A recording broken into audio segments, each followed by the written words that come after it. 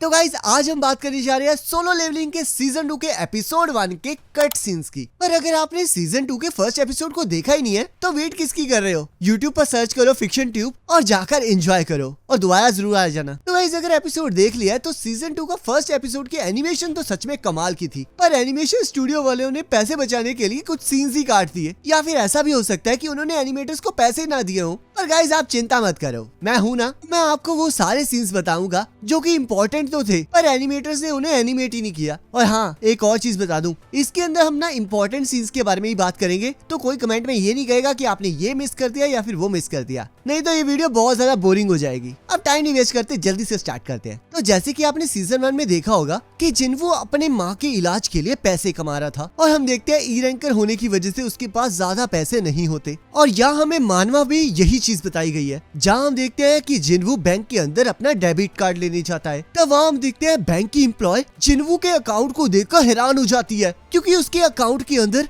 1.4 billion वोन होते हैं। इससे हमें पता चल रहा है कि जिन्वू कितना मोटी कमाई कर रहा है। अब वो अपनी माँ का इलाज तो छोड़ो, लगता है पूरा हॉस्पिटल खरीद सकता है। तो गाइस, क्या आपने एक चीज नोटिस की कि पूरे एनीमे के अंदर हमें जीना की फ्रेंड हान का तो नाम ही नहीं बताया गया, और ना ही प्रिंसिपल ने जिन्वू को ये बताया था कि उसने हान के साथ किस बारे में बात करनी है। पर मानवा के अंदर हमें इसके बारे में सब कुछ बताया गया है कि उसे हान को हंटर बनने से रोकना होगा ताकि वो अपनी पढ़ाई पर फोकस कर सके। और तब हम डोंगसू और वू की मीटिंग देखते हैं, जहां वू डोंगसू पर नजर रखने आया होता है ताकि वो किसी तरह की कोई गड़बड़ ना कर दे। वैसे तो हमें एनीमे के अंदर डोंगसू के बारे में ज्यादा कुछ तो नहीं बताया गया, और यहाँ पर मानवा के अंदर ये सब कुछ क्लियरली लिखा है कि वो और उसका भाई कितने ज्यादा खतरनाक थे, क्योंकि हंटर एसोसिएशन को पता होता है कि जो डोंगसू का भाई है उसने डंजन के अंदर कितने सारे लोगों को मारा है, पर एक ऐसे रैंकर के भाई होने के नाते कोई भी उसका कुछ नहीं बिगाड़ पा रहा होता, जिस वजह से वू को भी उस पर बहुत ज्यादा गुस्सा आ रहा होता है। और यही वो कारण है जिस वजह से हंटर एसोसिएशन ने वू को डोंगसो पर नजर रखने के लिए भेजा होता है। पर एज ऑलवेज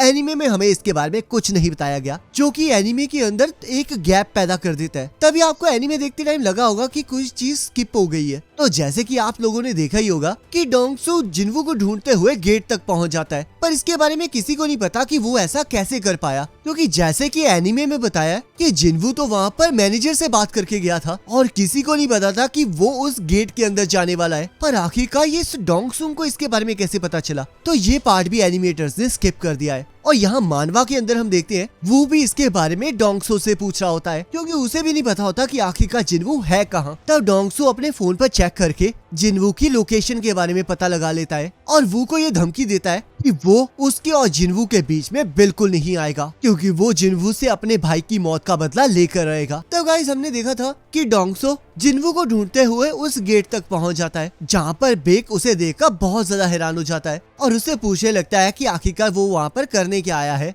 पर अगर मैं मानवा की बात करूं, वहां पर वो डोंगसू को देखकर ही अपने आप को ट्रांसफॉर्म कर लेता है, क्योंकि उसे पता होता है कि डोंगसू अगर यहाँ पर आया है तो वो कुछ ना कुछ गड़बड़ करने ही आया होगा, तो इसलिए वो उसे रोकने के लिए पहले से ही तैयार होता है। तो गाइस, इसके बाद आपने देखा होगा कि किम अकेले ही आइस बियर से लड़ने लग जाता है, पर वो कितना ज्यादा ताकतवर है इसके बारे में हमें कुछ नहीं बताया गया। पर मानवा में हम देखते हैं कि वो अकेले ही सारे आइस बियर्स को हरा देता है, जिससे कि हमें उसकी ताकत का अंदाजा हो जाता है, और उसके दोस्तों को भी भरोसा हो जाता है कि वो उसकी मदद से वहाँ से जरूर बाहर निकल जाएंगे। तब गाइस, हमने देखा था कि जिन्वू की टीम आराम से पार्टी कर रही होती है, और तब जिन्वू डायरेक्टली आइस बियर से लड़ने चला जाता है। पर अगर मानवा के अंदर देखा जाए तब इन सभी के बीच की कन्वर्सेशन को भी बताया जाता है, जहाँ पर सभी को जिन्वू की काबिलियत पर विश्वास हो चुका होता है, क्योंकि जिन्वू ने अकेले ही बहुत सारे बियर्स को हरा दिया होता है। और हम देखते हैं जिन्वू अकेले ही एक्सरसाइज करने चला जाता है, और उसके एक्सरसाइज करने वाला पार्ट भी एनीमे में कट कर दिया जाता है। और गाइस, उसके बाद तो हम इग्रिस की कमाल की लड़ाई ही देखते हैं, जिसमें एनिमेटर्स ने किसी तरह की कोई भी कमी नहीं छोड़ी, और उसे देखने में सच में मजा ही आ गया। तब हमें लास्ट में एक सीन दिखाया जाता है जहाँ पर किम के दोस्तों को आइस स्लेयर्स मार देते हैं, और वो डर के मारे वहाँ से भाग जाता है। पर मानवा में उससे पहले किम और उसके दोस्त काफी ज्यादा तगड़ी लड़ाई करते हैं, जिस लड़ाई को उन्होंने बिल्कुल स्किप कर दिया। और यहाँ पर हम देखते हैं कि उस लड़ाई की वजह से उन लोगों का बहुत बुरा हाल हो चुका होता है, और आइस स्लेयर्स इसी चीज का फायदा उठाकर उन सभी को मार डालते हैं। तो गाइज, आई होप आपको उन सभी इंपॉर्टेंट सीन्स के बारे में पता लग गया होगा। अब आप मुझे कमेंट करके जरूर बताना कि आपको कौन सा सीन लगता है